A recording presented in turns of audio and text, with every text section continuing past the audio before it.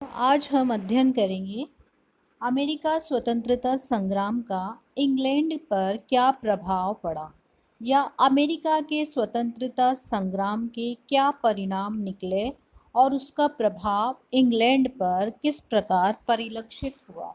तो सबसे पहले हम देखेंगे इंग्लैंड के साम्राज्यवाद पर आघात। अमेरिका स्वतंत्र हुआ तो इंग्लैंड के साम्राज्यवाद को किस तरह से आघात हुआ कि यूरोप के अधिकांश देश साम्राज्यवादी थे, परंतु उनमें सर्वाधिक साम्राज्यवादी जो देश था वो इंग्लैंड था। उसका साम्राज्य विस्तारित रूप लिए हुए था, परंतु अमेरिका के स्वतंत्र हो जाने से उसके साम्राज्य को आघात पहुंचा। कनाडा इंग्लैंड को 1763 में मिल गया था। इस प्रकार लगभग सारे उत्तरी अमेरिका पर इंग्लैंड का अधिकार हो गया था। इससे इंग्लैंड को गर्व हो गया था कि व्यापार की दृष्टि से उसे महान लाभ हो रहा है। अपनी आर्थिक अवस्था को सुधारने में भी अमेरिका से सहयोग मिल रहा था, परंतु अमेरिका के स्वतंत्र हो जाने से इंग्लैंड के साम्राज्य में कमी आई। इसके फलस्वरूप उसके व्यापार को भी आघात पहुंचा। इंग्लैंड के व्यापारियों को अमेरिका छोड़ना पड़ा और वे अपनी सरकार से नाराज हो गए। विश्व में सबसे अधिक साम्राज्य का स्वामी होने के कारण इंग्लैंड की अंतर्राष्ट्रीय जगत में अच्छी धाक थी, परंतु अमेरिका में उसकी पराजय हो जाने से उसकी निर्बलता विश्व को स्पष्ट हो गई। विश्व के देश मानने लगे कि इंग्लैंड अब एक निर्बल देश हो गया है। इस प्रकार इंग्लैंड के साम्राज्यवाद पर आघात पहुंचा। अंतर्राष्ट्रीय जगत में उसकी प्रतिष्ठा में भी कमी आई। जॉर्ज तृतीय के स्वाभिमान को ठेस पहुंचना। बच्चों, आपकी जानकारी के लिए पुनः एक बार और बता देती हूँ आपको, जॉर्ज तृतीय कौन था। ये इंग्लैंड के सम्राट थे जिस समय अमेरिका स्वतंत्रता संग्राम चल रहा था। ये एक अभिमानी शासक था और इसके शासनकाल में इंग्लैंड की संसद अत्यधिक शक्तिशाली थी। फिर भी इंग्लैंड का वास्तविक शासक वो बनना चाहता था। अमेरिका को वो अपना गुलाम समझता था। वहाँ के लोगों को वो किसी भी प्रकार के अधिकार देने के पक्ष में नहीं था। अमेरिका से धन वसूल करना और उस पर मनमाने कानून लगाना वो अपना अधिकार समझता था। हालांकि अनेक संसद सदस्यों ने इसका विरोध किया। अमेरिका के प्रति अपनाई गई कठोर नीति को बदलने की सलाह भी दी, परंतु उसने किसी की भी सलाह नहीं मानी। इसका परिणाम ये हुआ कि अमेरिका स्वतंत्र हो गया। संसद में जॉर्ज तृतीय और उसके प्रधानमंत्री ग्रैनविल की कटु आलोचना हुई। प्रधानमंत्री को त्यागपत्र देना पड़ा और सम्राट को गद्दी छोड़ने का विचार करना पड़ा। अंत में उसे अपना व्यक्तिगत शासन समाप्त करना पड़ा। इस युद्ध में देश की हार के उपरांत जब डैनिंग का प्रस्ताव पारित हो गया तो उसकी निरंकुश शक्ति का पूर्ण विनाश हो गया। अमेरिका में इंग्लैंड की पराजय ने उसे निरुत्साहित तथा देश में अपयश और निंदा का भाजन बना दिया। इंग्लैंड की सरकार तथा उसकी नीति में परिवर्तन। सर्वप्रथम तो इस संघर्ष में के कारण जॉर्ज ग्रैनविल को त्यागपत्र देना पड़ा।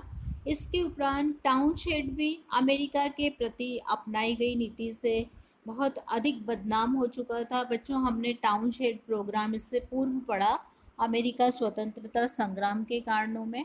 1770 ईस्वी में जब उसकी मृत्यु हो गई तो लॉर्ड नॉर्थ इंग्लैंड का प्रधानमंत्री बना। उसकी नीति के कारण बोस्टन चाय कांड घटा। बोस्टन टी पार्टी का भी हमने पूर्व में अध्ययन किया। उसे भी अपने पद से हाथ धोना पड़ा। फिर पिट ने इस पद को संभाला। अमेरिका के स्वतंत्रता संग्राम के कारण इंग्लैंड की सरकार में अनेक परिवर्तन होते रहे। सरकारी परिवर्तनों के फलस्वरूप इंग्लैंड ने अमेरिका व अन्य उपनिवेशों के प्रति अपनी नीति में परिवर्तन किया। इंग्लैंड की संसद ने ये राय व्यक्त की कि इंग्लैंड की सरकार अब अपने किसी भी उपनिवेश पर कर नहीं लगावे। इसके अलावा इंग्लैंड की सरकार ने आयरलैंड और भारत के प्रति अपनी नीति बदली। इसका उल्लेख हम आगे वाले लेक्चर में करेंगे।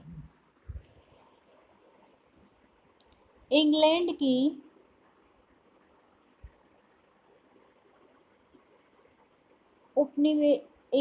की उपनिवेश नीति में परिवर्तन।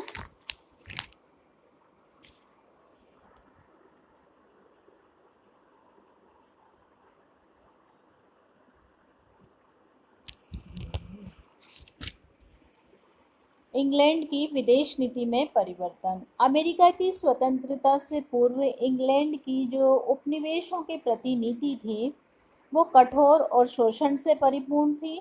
अब तक इंग्लैंड की नीति उपनिवेशों में वाणिज्यवाद पर आधारित थी। इंग्लैंड का शासक उपनिवेशों की स्थापना ही इस उद्देश्य के साथ प्रारंभ हुआ था। धर्म प्रसार का प्रश्न तो बाद का था। वहाँ का कच्चा माल ये लोग इंग्लैंड अपने यहाँ मंगवाता था और तैयार माल वहाँ भेजता था। इसके फलस्वरूप इंग्लैंड धनी होता जा रहा था और उसके उपनिवेश दरिद्र होते जा रहे थे। परंतु अमेरिका के स्वतंत्रता संग्राम ने इंग्लैंड को इस दिशा में अच्छा सबक सिखाया।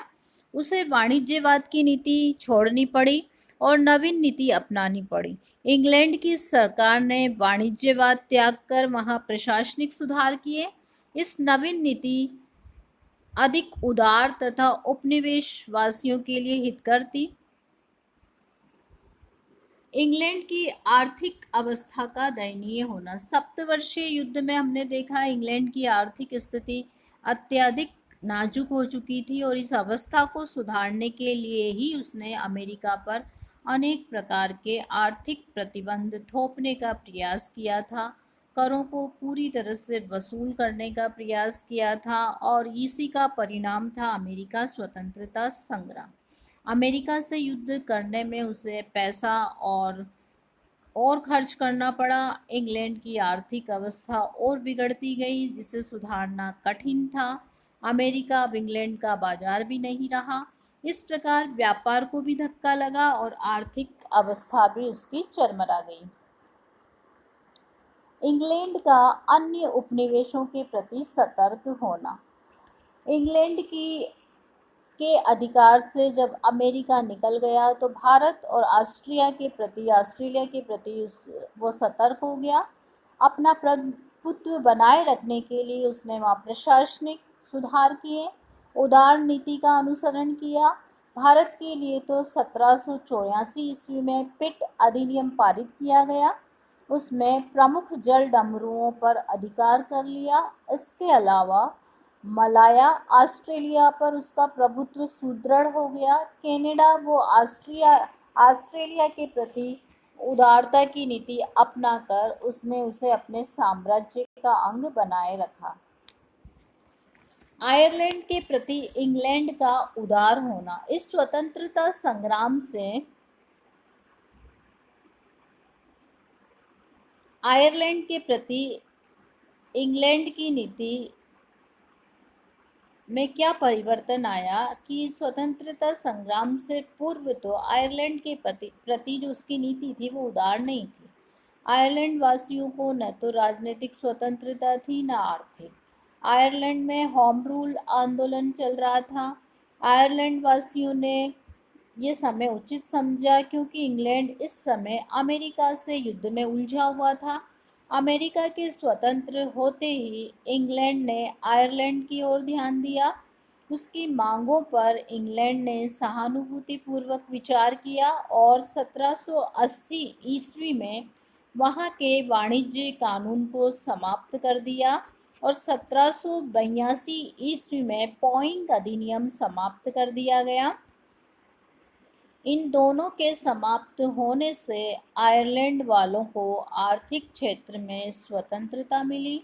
वहाँ की व्यवस्थापिका को भी स्वतंत्रता प्राप्त हो गई। इस प्रकार स्पष्ट है कि अमेरिका के स्वतंत्रता संग्राम ने आयरलैंड को भी स्वतंत्रता की ओर अग्रसर किया। तो बच्चों आज हमने देखा कि इंग्लैंड का इस स्वतंत्रता संग्राम पर क्या प्रभाव पड़ा। इंग्लैंड अपने अन्य उपनिवेशों के प्रति सतर्क हो गया। आयरलैंड के प्रति उसकी नीति उदार हो गई। उसकी औपनिवेशिक नीति में परिवर्तन दृष्टिगोचर हुआ। उसकी आर्थिक अवस्था दिन प्रतिदिन बिगड़ती गई। जो इंग्लैंड का सम्राट था जॉर्ज तृतीय, उसके स्वाभिमान को ठेस पहुंची।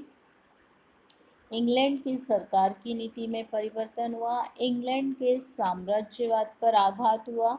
अंतर्राष्ट्रीय क्षेत्र में उसकी प्रतिष्ठा में कमी आई। तो इस तरह से बच्चों हमने आज ये जानने का प्रयास किया कि इंग्लैंड पर इस स्वतंत्रता संग्राम का क्या प्रभाव दृष्टिगोचर हुआ। इसके बाद जो नेक्स्ट क्लास आपकी हो गई उसमें हम देखेंगे फ्रांस पर अमेरिका के स्वतंत्रता संग्राम का क्या प्रभाव पड़ा। उसमें हम देखेंगे फ्रांस की आर्थिक अवस्था किस प्रकार की रही, फ्रांस की राज्य क्रांति के लिए ये प्रेरणा का स्रोत कैसे बने, फ्रांस के औपनिवेशिक लाभ किस प्रकार हुए, स्पेन से संबंध और मधुर किस तरह से हुए।